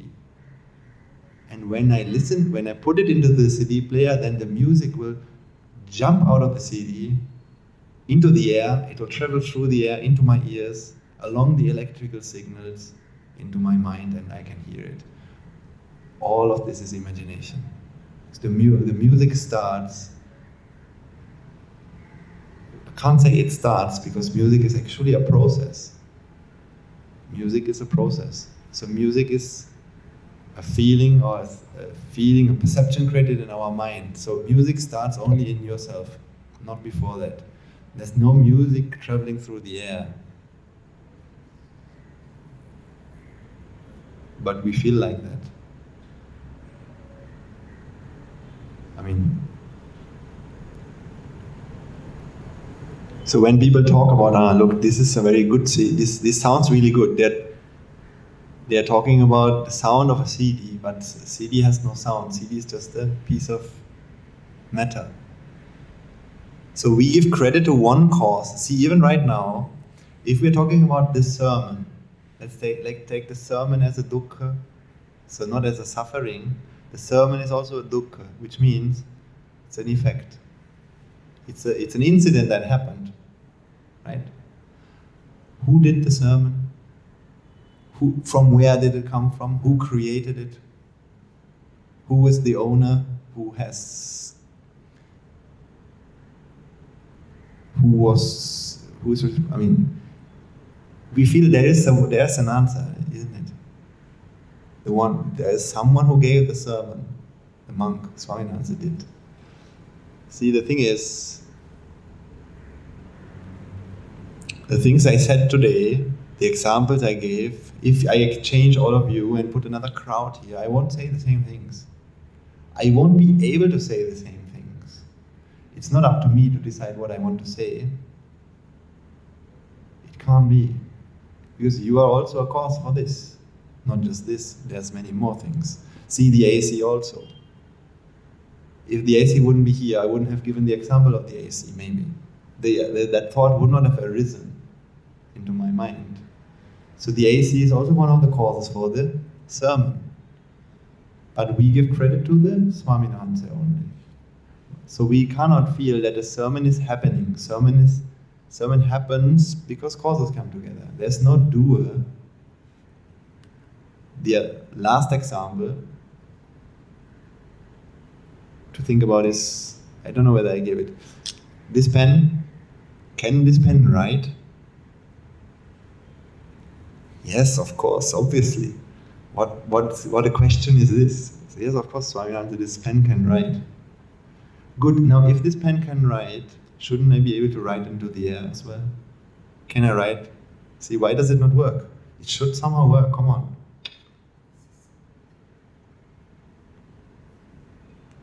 So then, yes, pen is one cause, but for writing to happen, don't I need a whiteboard also? Yeah, pressure, whiteboard. So then it's not in the pen. The writing is not in the pen. It's something that happens when the causes come together. But we feel the writing is already in here before the writing has ever happened. Again, we are fooled with our mind. We feel Nitya, Sukha, Atta. But we can't realize Anicca, Dukkha and Anatta. And the thing is now, when we come back to this example, we really believe there are sources of friendship in this world, then there are sources of love in this world, and then there are also people who don't give that. Which means it's possible to give it, but they don't. That's how we feel. We don't realize that to ask the question, how much love do I get from this person? It's completely wrong question. Because love is not in objects or people. It doesn't come from them. But when we believe, when our mind believes these things come from the outside world, now we have preferences. We want to be with these people, we don't want to be with the others. Now we have judged the world. And whenever you judge, whenever our mind judges the world, it will be judged. So there's only one price we pay for putting these effects and misinterpreting them as entities, which means we think that they come from somewhere. There's only one price to pay, and that is suffering, nothing else. Why? When you think there's a person who has love to give, can you live without him? No. Not because, so actually life could be okay without him, because nature never wants to punish you, but you think that you need to have him around you. And because you think that, you want to be around him. And when you want to be around him, you create your own misery. Because wanting creates suffering. When you want to be with something and you can't, now that's when you suffer. But you think you need to have this. Nature never said you need it, because nature already gave you everything you need to be happy. But now when you think there's something I can get, but it's not with me, now you have an expectation, and where expectation creates suffering or vexation. But we think it's because I don't have this, or because I'm not with this person, that I'm suffering. No, everything is good, no difference. So when we think there are people who can love me, we can't be happy without them. And when we are with them, we can't also be happy, because we will be afraid to lose them. Both of them is suffering.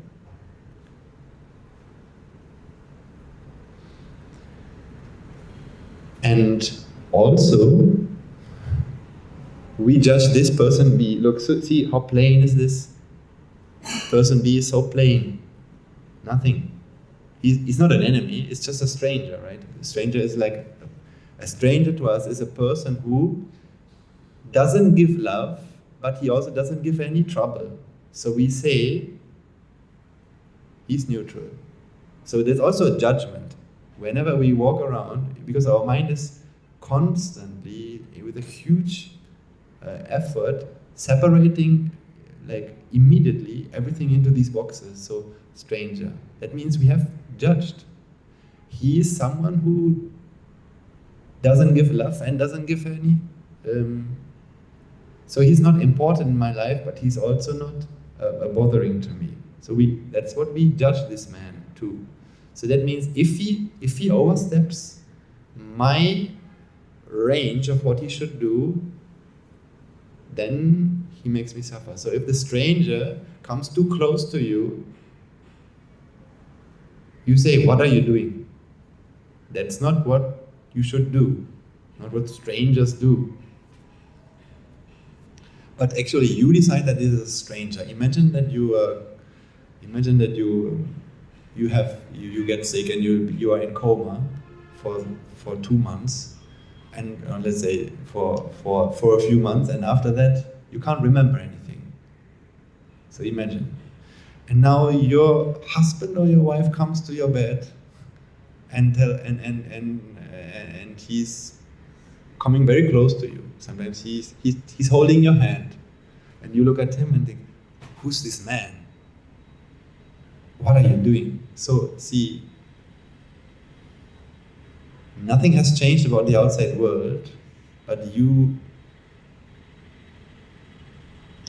without the memory,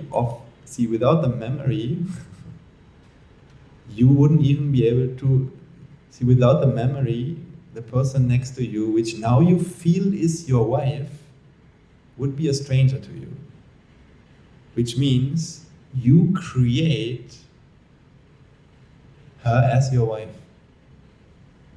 You create it. We create it in our own mind. I mean, these are very deep topics, but I want to explain to these things to understand you. The problem with this is when we judge people based on their ability to love or not, we have enemies. So that means now we fix this person to be a person who radiates hatred to us.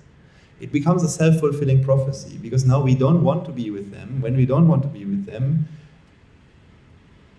and something happens, that irritates us. It irritates us because we don't want that to happen, not because it is irritating. So we create, with these frames we create our own misery in all of these instances. Just to be sure that you don't misunderstand what I say, see, it's one thing to judge and so when we misunderstand love is in the outside world, what happens is we think love is something we need to get from the outside world. So we run after people who can love me and people who can be my friend. So it's all about having friends, having lovable people around me. See, it's all about having. For whom? For me. That is poor people's mentality at the end of the day. Rich people's mentality is, actually there's rich people and noble people mentality. Rich people's mentality would be, I have a lot of love and I give it, but right now we are more going towards the noble people's mentality, is to realize everything is the same. Therefore, what you can do, and what the Buddha did, and what I would suggest you to do is, you need to understand, love is not something which you can get from someone. And if you try to become happy by getting love from someone, you will never win. You will never become happy. Love is our inherent ability to give. Love is an ability in our heart to give. If you understand that, as love, now what you can do is, your only job in this world is to love, not to look for love, because there's no such love to find. Yes, people hold your hand. People have been holding your hand, but you decided that that was love. Holding hand was just an event. It was neither pleasant, that also created in your own mind, nor was it love. Because in another culture, it might mean friendship. So that means only through the view in your mind, you feel it as love. So it's not in the object, because it is based on what you have started to believe over the course of your life. Because without a view, what can we call love in there? It's not in the object, not in the experience. So realizing these things is very freeing when you do, but also it's a 180-degree shift of thinking, because it's a fundamental problem with the way we have been living our lives. Not that we should change anything about how we live, just try to get the hang around these things mentally, like understand these things for yourself. Don't change anything about how you live your life, and especially, if anything else, don't misunderstand and think, for example, so if love is not something that can be given, then it doesn't matter what I do for others, since I can't give them love, so why do I care? See, actually you should try and love others as much as you can. I mean, in the conventional and rules of our society. So go home to your family, not to another person's family. And don't segregate the time, 20 minutes for each citizen of this country. Spend most of your time with your family. That is what they would want of you, and others don't want more of your time anyways. So do that, but in your mind, realize these things, then you don't need your family anymore, which is your own freedom. And when you don't need them, you will not spend time with them because you need them. It's because you can give yourself to them and to others. You will not see any difference. You just give because that's what you're here to do. We are here to give, not to harbor anything. Actually, today, maybe next few days, I will explain this to you in yet another way, which is to understand that whenever we take from nature to make it ours, nature punishes us with suffering. That's happening all in our minds. And so the Buddha knew that he can't love anyone. See, and love is not something we can give, but what we can do is, of course, we can create an environment for people to feel loved. That's a different thing altogether, right? To realize that you can't give love, but you can create an environment where people feel loved. Because one has to do with anicca, the other thing has to do with nicca. Nicca is entity-based thinking. Anicca is understanding about effects. So then what we can do is, yes, we can do the best mother, father, husband and wife and citizen of the country. We should be, but neither are we able. So otherwise so what you can do is, you can try and help someone. You can be nice to someone. But sometimes he will not like to accept. Sometimes that will not help someone, right? Because you don't know what's going on in his mind. You can have your best intentions, but if you can give love, you should be able to give it, and he should be able to take it anyways. But it is not how it works. You can be nice, but if this person, whatever his thoughts are, whatever his views, whatever his feelings are at that moment, he will not want to accept it. So then what can you do? So we can only create an environment, but environment means that's only one part. If the causes are not there, the effect won't happen. Right? So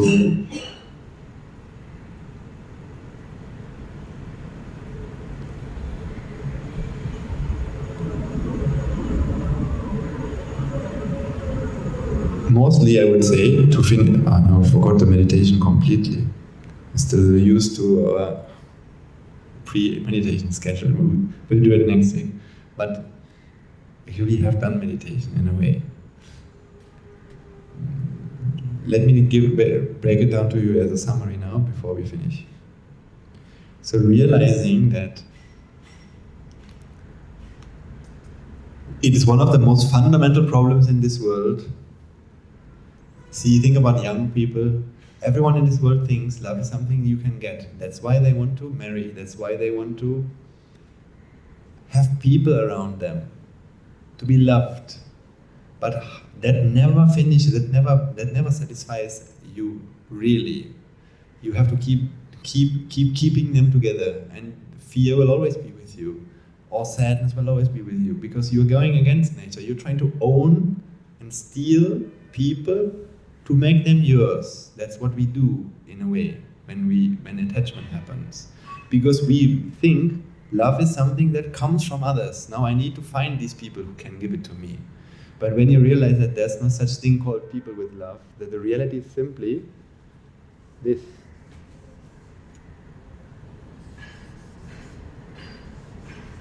Then you know, love is not something to own. Love is just a process. So there's no point in trying to own a process. You can't. Then you won't try to do that, because every time you try, you only suffer. You will only be punished. How? You feel that there's a better place where you could be, but you're not. This person doesn't love me enough. See? You feel like that, but not because he doesn't love you, because he can only say things. He can say only words. He can't offend you. That's something we create. Yeah, he can put too much salt in the food, but too much is your decision. Not there's no such thing called too much salt in the food. It's when you think that's how much salt should be in the food, you say that's not good, then that's not cooked well. So you get offended about that. It's not because there's too much salt in the food, it's just a view. Your view. Who said that's how much salt should be there? No one has said that. So most people think life is about owning others and finding love from others, and then they spend all their lives. First, as a teenager, they have been indoctrinated to think that I should marry someday to find someone who loves me. Then they have to suffer 10 years until they find someone to marry, until everything works out. 10 years spent suffering. Then a few years where everything is great and it's happy and the pleasure and so on. Living in the delusion that they have obtained something which they have never obtained, because there was never love that they gave from the outside world, but they feel love, but they don't realize it's just a feeling manifesting here. So we can say spend in a illusion of happiness, and then after that you have to live with fear for the rest of your life. You can no longer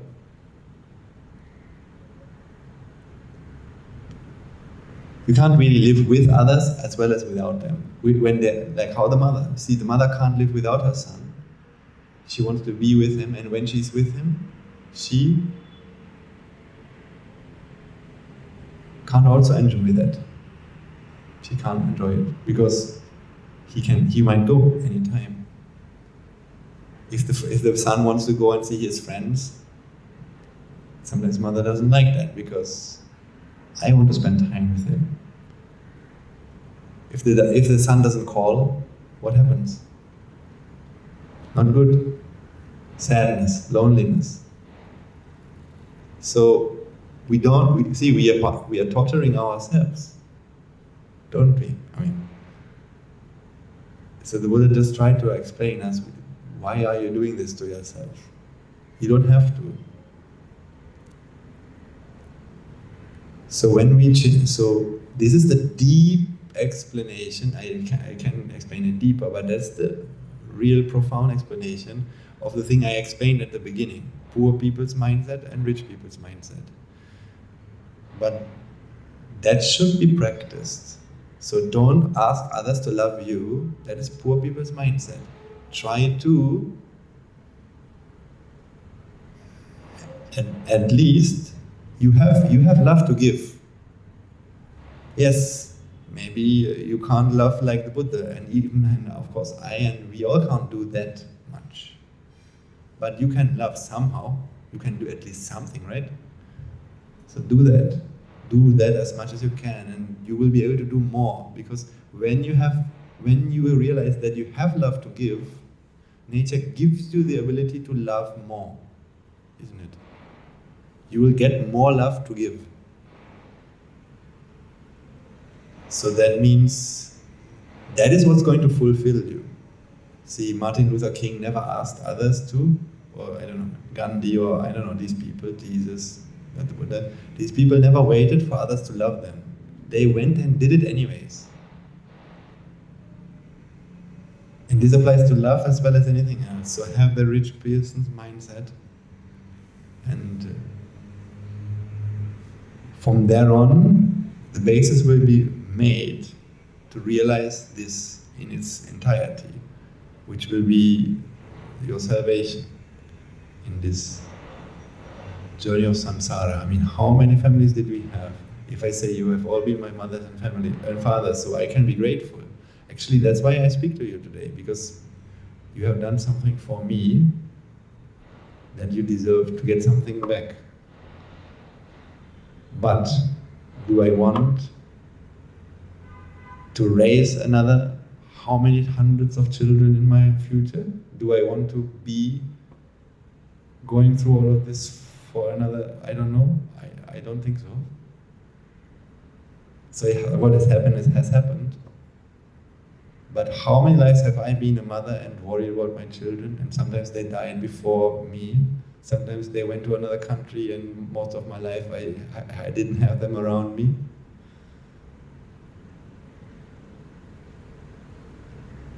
Too many times. Still we are doing it. As if we haven't learned. But that's because we didn't know where the problem is and how to fix it. But we are very close to find the answers. We are very close to how much maintenance have we done in this samsara? How much maintenance are you doing? Are we all doing every day? Maintaining for what? Our body. People should, because it's not like when people move in with you, then they are now with you, and they will, and you don't have to maintain that. See, if you're nasty to them, they will move out very quickly. So you need to make sure that they don't move out by constantly giving them what they want, right? Otherwise, they won't stay with you. This is because everything is conditioned. If the wife doesn't do what the wife is supposed to do, the husband will move out. Because it's not like now he's mine, and that's the end of the story. Yeah. No, you need to keep providing. Otherwise, forget it. So that means work has always been the only thing that we have done in this journey of samsara. Okay, now we have to stop. We are already past the time.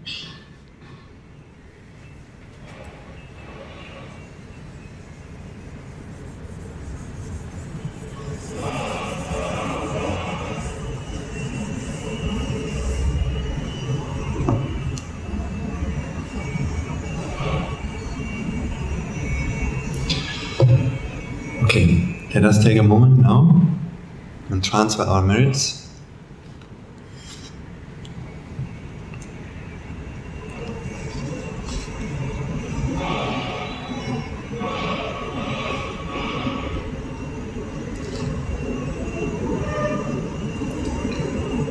So by listening to the Dhamma, we have a quite huge amount of merits. I mean, hearing the Dhamma is something we consume merits, but when we listen to it, and that activity earns us a lot of merits. So we can share that. So let us take a moment to transfer all the merits that we have acquired today by making offerings to the infinite virtues of the Noble Triple Gem, inviting the Swami Nuhansin to deliver the sermon, offering oil lamps, flowers, incense sticks, and various offerings to the Lord Buddha, listening to the Dhamma and contemplating on the Dhamma. First and foremost, let us take a moment to transfer all the merits we've acquired to all the bhikkhus and bhikkhunis, upasakas, upasikas, who since time immemorial have protected and preserved the sublime teachings of the Buddha and have passed it down through the generations of the noble lineage in the form of the Tripitaka, which is thankfully available to us today, to study, understand and comprehend the Dhamma. Let's also transfer these merits to all members of the Mahasangha present throughout the world, including the chief prelates of all of the chapters, who have dedicated their lives towards the noble path and have committed themselves towards the betterment of all sentient beings. Let us not forget that among them are the monks and nuns resident in your local temples and nunneries, who have always been by your side, through thick and thin, come rain or shine. Let's also transfer these merits to Guru Swami Nuhanse, as well as all the monks resident at the monastery, as well as the anagarikas attached to the monastery. Let's also transfer these merits and express our gratitude to all those who make great efforts to disseminate the teachings of the Buddha, be that by transliterating these sermons, sharing them out with others, or inviting others to join them. If any of them have been born in a woeful plane, may they redeem themselves and be born in a blissful plane. May they abstain from the unmeritorious deeds, fulfill the meritorious deeds, fulfill the noble eightfold path, and attain the supreme bliss of Nibbana. Sadhu, sadhu, sadhu. Let's also transfer these merits to our devotees, friends of the monastery, who for the sake of merits continue to sustain the Mahasangha. Let's also transfer these merits to each and everyone who is involved in making these events possible, the staff of the school, administration of the school, and each and every helping hand. May through the power of these merits, they be healed of any physical and mental ailments and overcome any obstacles to their spiritual progress. May they abstain from the unmeritorious deeds, fulfill the meritorious deeds, fulfill the noble eightfold path, and attain the supreme bliss of Nibbana. Sadhu, sadhu, sadhu. Let's also transfer these merits to our mothers and fathers, husbands and wives, brothers and sisters, sons and daughters, grandparents, uncles, aunts, cousins, nephews and nieces, our elders, friends and acquaintances, employers and employees, and to all those who have helped us and supported us and assisted us, including our teachers. May the power of these merits they be healed of any physical and mental ailments and overcome any obstacles to their spiritual progress. May they abstain from the unmeritorious deeds, fulfill the meritorious deeds, fulfill the noble eightfold path, and attain the supreme bliss of Nibbana. Sadhu, sadhu, sadhu. Let's also transfer these merits to the Devas and Brahmas, spirits and demons, primarily the Sakradeva, as well as all the numerous gods and deities, who are committed to protect and fulfill the Sambuddhasasana. Let's also transfer these merits to our guardian deities, who keep a watchful eye over us and keep us out of harm's way. May through the power of these merits they prosper in divine power and wisdom. May they abstain from the unmeritorious deeds, fulfill the meritorious deeds, fulfill the noble eightfold path, and attain the supreme bliss of Nibbana. Sadhu, sadhu, sadhu. Let's also transfer these merits to our ancestors, to all those who have predeceased us, to all those who have been family and friends to us in this infinitely long journey of samsara. Let's also transfer these merits to all members of the armed forces, as well as the police forces, who have sacrificed their lives to protect the peace and harmony of our nation. May all those who lost their lives in the war, be they friend or foe, rejoice in the merits we've acquired today. Let's also transfer these merits to all those who lost their lives in natural calamities, such as tsunamis, earthquakes, landslides and pandemics, reminding ourselves that among them will be those who've been family and friends to us in this infinitely long journey of samsara. May through the power of these merits, if any of them have been born in a woeful plane, they redeem themselves and be born in a blissful plane. May they abstain from the unmeritorious deeds, fulfill the meritorious deeds, fulfill the noble eightfold path, and attain the supreme bliss of Nibbana. Sadhu, sadhu, sadhu. Finally, let us all resolve that may, through the power and blessings of all the merits that we have acquired throughout the day, we be able to witness the advent of many hundreds of thousands of arahants on this blessed land. And finally, let's all resolve that may, through the power of all the merits we've acquired today, you and I, and everyone who has helped to make this program a success, become an Arahat Nahanse, an Arahat Mehni Nahanse in this very life itself, and in the era of the Gautama Supreme Buddha itself. Sadhu, sadhu, sadhu. Now you will receive the blessings of the Mahasangha. Raga ginin midetva, dvesha ginin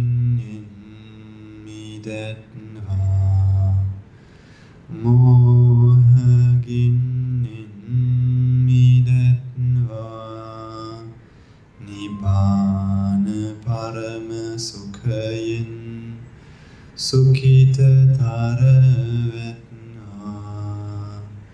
Nibbana Parama Sukhayin Sukhita Taravetna Mamad Siyalu Loka Siyalu Satvayo Nibbana Parama Sukhayin Sukhita Taravetna Nibbana Parama Sukhayin Sukhita Taravetna Nibbana Parama Sukhayin Sukhita Taravetna Ragagini Niveva Dveshagini Niveva Mohagini Niveva Nivan Sapalabheva Nivan Sapalabheva Nivan Sapalabheva Tunurvangi Suisi Ananta Mahaguna Milen Sialo Lok Silo Satyo Nibbana Paramasukhi Sukhitaraventa Sadhu Sadhu Sadhu